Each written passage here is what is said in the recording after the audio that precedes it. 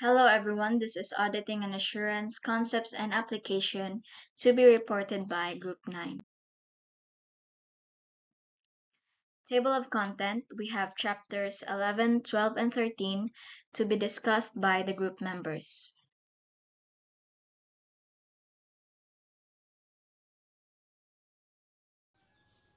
Good day, everyone. My name is Pauline Canta from BSA 3A, and today I will be presenting some problems and their solutions related to Chapter 11, Substantive Tests of Inventories and Cost of Sales.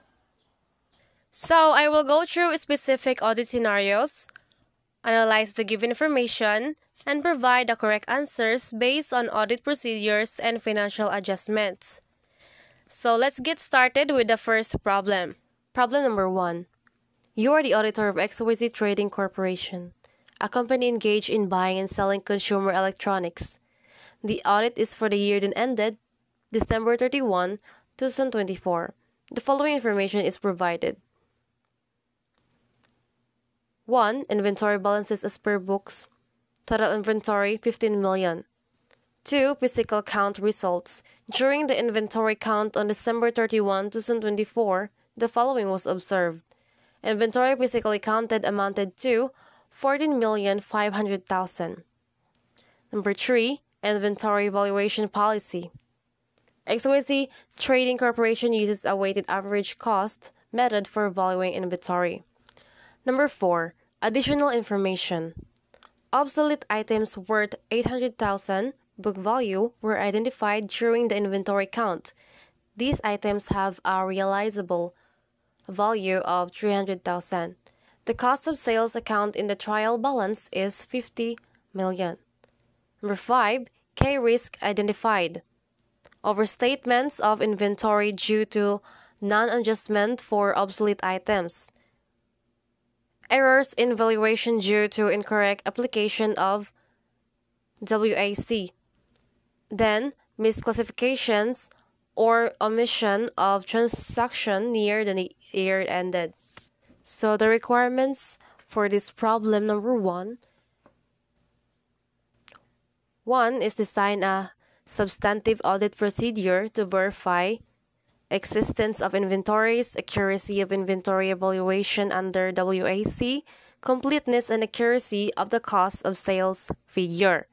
Number 2, identify 3 audit issues and explain their potential impact on the financial statements. Number 3, provide adjustment to address the issues identified. So this is the answers of the problem number 1. So first, substantive audit procedures. Existence of inventories. Verify the accuracy of the physical count by inspecting inventory records and comparing them with the physical count results of 14,500,000. Then confirm inventory held at third-party warehouse through direct communication. Next, valuation of inventories. Verify the application of the WAC method by recalculating inventory cost. And assess the valuation of obsolete inventory and confirm it is written down to its net realizable value, 300,000.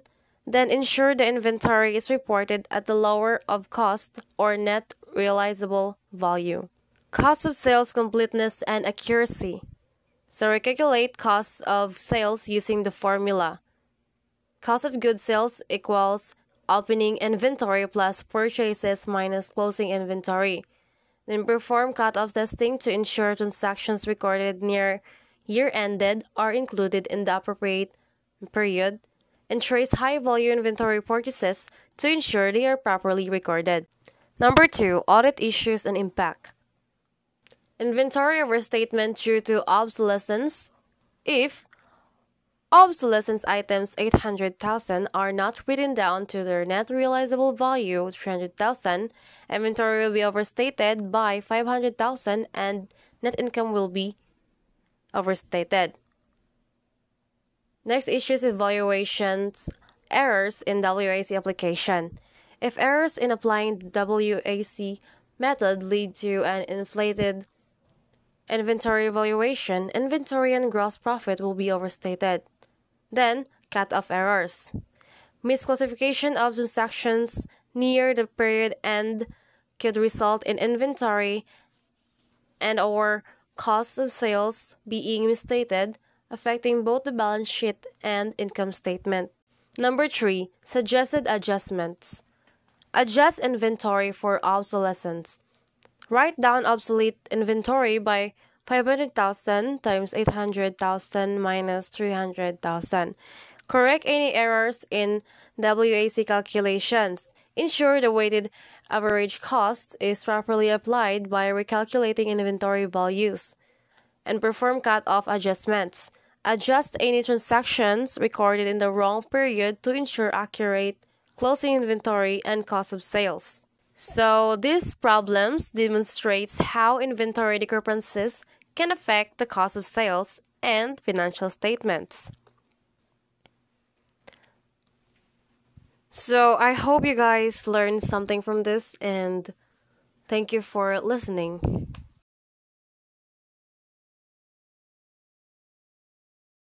Hello everyone, I am Kia Marie A. Kawaling and I am to report Chapter 12, which discusses inventories of auditing and assurance, concepts and application.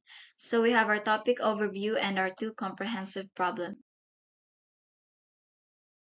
So this chapter discusses inventory in auditing and its procedures and considerations related to a company's inventory. This includes examining inventory, costing methods, and assessing the risk of inventory impairment. The goal is to ensure the inventory figures reported are fairly presented and free from material misstatement. For our first problem, we have Bird Company. So Bird Company is a manufacturer of small tools. The following information was obtained from the company's accounting records for the year ended December 31, 2023. So we have inventory at December 31, 2023 based on physical count in Bird's warehouse at cost on December 31, 2023, amounting to 3,740,000. And our accounts payable for the year ended, we have 2,830,000. And our net sales, which is the sales less sales returns, we have 19,386,800. So the following are the informations that we have obtained during the audit. And for the questions, we have question number 1, Bird's December 31, 2023, inventory should be increased by. So how much inventory should be increased? So what we have to do is to make adjustments. And we will use the following informations that we have obtained during the audit. Here we have the solution for problem 1, and I will explain how we've gotten to this result. So 3,740,000 sa atong inventory, 2,830,000 sa atong accounts payable, and 19,386,800 sa atong net sales. So for item number 1, the physical count included tools billed to a customer FOB shipping point on December 31, 2023. These tools cost 192,000 and were billed at 235,500. They were in the shipping area waiting to be picked up by the customer. So naka-billed na sa customer pero wala pa transfer sa ownership kay wa pa man nakuha sa customer. So ang pag-bill of 235,500 is inappropriate mo nang atong inless sa atong net sales. Next, we have goods shipped FOB shipping point by a vendor were in transit on December 31, 2023. These goods with invoice cost of 279,000 were shipped on December 29, 2023. So in this case, in transit naman atong goods mo nang naanay ownership. So atong i-add sa atong inventory. Then these goods with invoice cost of 279,000 were shipped on December 29, 2023. So add po din nato sa accounts payable kay pag December 29, 2023 pa man siya. For item number 3, We have work in process inventory costing 81,000 was sent to a job contractor for further processing. So, ang goods, gihatag sa job contractor and wala pa sa na-appeal sa physical count mo nang ibalik nato sa inventory. For item number 4, not included in the physical count were goods returned by customers on December 31, 2023. These goods costing 147,000 were inspected and returned to inventory on January 7, 2024. Credit memos for 203,400 were issued to the customers at that date. So naatay goods na wala appeal sa physical count nagibalik sa customers on December 31, 2023. Mo ni ang goods costing 147,000 and ato nang ibalik dire sa inventory. Then we have credit memos na gi-issue ato sa customer 203,400 ato nang i-less sa atong net sales. Next, we have in transit to a customer on December 31, 2023. Were tools costing 51,000 shipped FOB shipping point on December 26, 2023. A sales invoice for 82,200 was issued on January 3, 2024, when Bird Company was notified by the customer that the tools had been received. So, sales invoice was only issued on the next period and there is actual transfer of ownership maunang atong here money received naman so nanay transfer of ownership mo nang atong i-record add nato sa sales ang 88,200. Next, we have item number 6. At exactly 5 p.m. on December 31, 2023, goods costing 93,600 were received from a vendor. These were recorded on a receiving report dated January 2, 2024. The related invoice was recorded on December 31, 2023, but the goods were not included in the physical account. So, nanay invoice recorded naman siya. So, wa na siya dire sa atong accounts payable. But then, ang goods were not included in the physical count. Mo nang atong i-add dire sa atong inventory ang 93,600. Next, we have item number 7. Included in the physical count were goods received from a vendor on December 27, 2023. However, the related invoice for 108,000 was not recorded because the accounting department's copy of the receiving report was lost. So, understandable naman ang problem na wa na record ang 108,000 adto sa atong accounting department kay nawa ang report. So, muna ato ibutang dire sa atong accounts payable ang 108,000. Lastly, we have item number 8. A monthly freight bill for 96,000 was received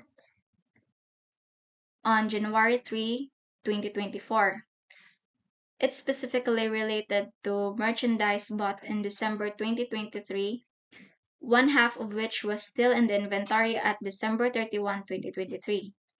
The freight was not included in either the inventory or in accounts payable at December 31, 2023.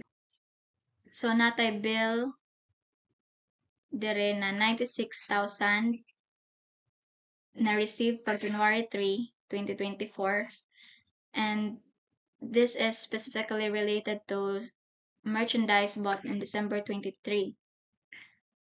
So, natay bill mo ng atong diri sa atong accounts payable ang 96,000. Pero one half of which was still in the inventory pag December 31.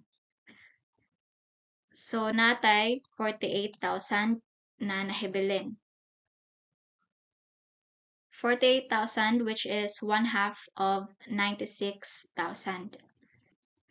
So, after sa atong adjustments, ato ning ipang-add tanan kanang inventory, accounts payable, ug net sales. So, sa atong inventory na atay total of 4,388,600. Sa atong accounts payable na atay 3,313,000. And for our net sales, we have 19,036,100. So here we have the solutions for the questions of problem number 1. We have question number 1, birds December 31, 2023. Inventory should be increased by, so how much man? We have here the solution for number 1. So the audited inventory of 4,388,600 less sa inventory sa book, which is 3,740,000, you will have the result of 648,600. So answer for number 1, 648,600, letter B. Next, we have number 2, birds accounts payable balance at December 31, 2023 should be increased by. So solution for question number 2. We have the audited accounts payable of 3,313,000 less sa accounts payable sa book na 2,830,000, and you will have the result of 483,000. Here, money answer sa question number 2, letter A, 483,000. Next, we have question number 3. The amount of net sales to be reported on Bird's income statement for the year ended December 31, 2023 should be. So, pila man ang net sales nato inig sa year and for the year ended. Net sales, here we have 19,036,100. Money sadya. Next, okay, 19 million. We have letter C for number 3. Next is question number 4. Bird's statement of financial position at December 31, 2023 should report accounts payable of, so pila man, accounts payable. We have here 3,313,000. Mana siya. 3,313,000. Letter D for question number 4. Next, we have question number 5. The amount of inventory to be reported on Bird's December 31, 2023 statement of financial position should be. So inventory. Inventory, we have 4,388,600. Letter C for number 5. So that's all for problem number 1. So here we have problem number 2. In connection with your audit of the Alcala Manufacturing Company, you reviewed its inventory as of December 31, 2006 and found the following items. So question for problem 2, based on the above and the result of your audit, how much of these items should be included in the inventory balance? So sa usahon nato ang mga information, we have item A, a packing case containing a product costing 100,000 was standing in the shipping room when the physical inventory was taken. It was not included in the inventory because it was marked hold for shipping instructions. The customer's order was dated December 18, but the case was shipped and the customer billed on January 10, 2007. So included ni sa inventory kay merchandise should be included in the inventory until shipped. So we have unshipped goods of 100 and 1,000. Next, we have item B, Merchandise costing 600,000 was received on December 28, 2006, and the invoice was recorded. The invoice was in the hand of the purchasing agent, but it was on consignment. So on consignment man ato ning i-exclude sa inventory because Alcala Manufacturing has the merchandise on a consignment basis, therefore does not possess legal title. Next, we have item C. Merchandise received on January 6, 2007 costing 700,000 was entered in the purchase register on January 7. The invoice showed shipment was made FOB shipping point on December 31, 2006. Because it was not on hand during the inventory count, it was not included. So, included ni siya kay the merchandise was shipped FOB shipping point and therefore would be included in the inventory on the shipping date. So we have 700,000 of purchased merchandise shipped FOB shipping point. 700,000. Next, we have item D. A special machine costing 200,000 fabricated to order for a particular customer was finished in the shipping room on December 30. The customer was billed for 300,000 on that date and the machine was excluded from the inventory although it was shipped January 4, 2007. So excluded ni siya kay title may pass on special orders when segregated for shipment. Next, we have item E, merchandise costing 200,000 was received on January 6, 2007, and the related purchase invoice was recorded January 5. The invoice showed the shipment was made on December 29, 2006 FOB destination. So excluded because merchandise was shipped FOB destination and was not received until January 3, 2006. Next, we have item F, merchandise costing 150,000 was sold on an installment basis on December 15. The customer took possession of the goods on that date. The merchandise was included in inventory because Alcala still holds legal title. Historical experience suggests that full payment on installment sale is received approximately 99% of the time. So excluded ni because historical experience suggests that Alcala will collect the full purchase price, so the sale is recognized even though legal title has not passed.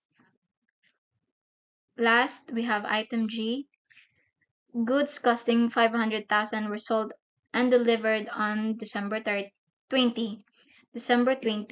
The goods were included in the inventory because the sale was accompanied by a purchase agreement requiring Alcala to buy back the inventory in 2007. So, included ni ang 500,000 sa inventory because this is not a sale of inventory but instead it is a loan with the inventory as collateral. So, atong 500,000 mo ni ang goods used as collateral for the loan. So, ato ni sidyang i-add tanan. We have a total of 1,300,000. So, the inventory balance at December 31, 2006 is 1,300,000.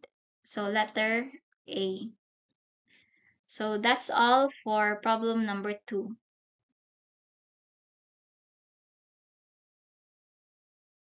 Good day, everyone. I'm Jane Kesaaner Mandaman, and I'm going to tackle the Chapter 13 Agriculture Comprehensive Problem. So first is the biological asset referred to living animals or plants used in agricultural activities. Under IAS 41 Agriculture, this asset must be measured at fair value less cost to sell This means their value is based on the market price instead of historical cost. In this case, we analyze how Squirrel Company accounts for its herd of animals as they grow, reproduce, and are sold. The problem is, Squirrel Company has a herd of 15 one-year-old animals on January 1, 2021. Two animals aged 1.5 years were purchased on July 1, 2021 for 5,000 and 3 animals were born on July 1, 2021. No animals were sold or disposed of during the period. Fair values per unit less cost to sell are summarized below. So on January 1, 2022, 4 animals were sold at 5,700 each. These animals are part of the entities herd on January 1, 2021. So the required is first is compute for the following: A. Gain or loss due to physical change. B. Gain or loss due to price change. C. Carrying amount of the biological asset as of December 31, 2021 to be presented in the non-current section of the Statement of Financial Position. D is the gain or loss on sale of biological asset in 2022. 2 is prepare journal entries to record acquisition, change in value, and sale of the biological asset. Next is we must understand the gains recognized. In biological asset accounting, there are 2 types of gains. First is the gain due to physical change. Second is the gain due to price change. So the first is the gain due to physical change. This happens when the animal grow older, increasing in value, and the second one is newborn animals are recognized for the first time. Then, pag-compute ani is 15 animals grew from 1 year to 2 years old equals to 5,500 minus 4,600 times 15 equals to 13,500. Then, nag-purchase si duha ka animal grew from 1.5 years to 2 years old. Mo ni siya ag 5,500 minus 5,200 times 2 equals 600. Then, sa tulo ka newborn animals grew from 0 to 0.5 years na siya amount nga 3,400 i-minus nimo siya og 3,300 times 3 equals 300. So, ang total gain from growth is 14,400. Then, i-add sad na to again from recognizing 3 newborns, which is the 3,000 times 3 equals 9,000. So, the total gain due to physical change is 23,400. Next is the gain due to price change. These occur when the market value of animals increases or not due to aging or growth. So the computation is 15 one-year-old animals increase in value. So amount ana is 4,600 minus 4,500 times 15 equals 1,500. Next is duha ka 1.5 year old animal increase in value. So 5,200 minus 5,000 times 2 equals 400. Next is tulo ka newborn increase in value, which is 3,300 minus 3,000 times 3 equals 900. So the total gain due to price change is 2,800. Next is the carrying amount of the biological asset as of December 31, 2021 to be presented in the non-current section of the financial statement of financial position. So, pagka December 31, 2021, the biological asset are measured at fair value. So, ang computation ani niya is 2-year-old animals. So, 15 plus 2 times mo siya sa 5,500, maunang na kay 93,500. Then, 0.5-year-old animals. So, I-times mo si og 3 times 3,400 equals 10,200 mao nang naa kay 103,700 sa carrying amount of biological asset as of December 31, 2021. Next is the gain or loss on sale of biological asset in 2022. So on January 1, 2022, Squirrel Company sold 4 2-year-old animals for 5,700 each. Then ang pag-compute mo ani niya is sale price is 5,700 times 4 equals 22,800. Then carrying amount is 5,500 times 4 equals to 22,000. So i-minus mo siya mo nang nakay 800 nga sale.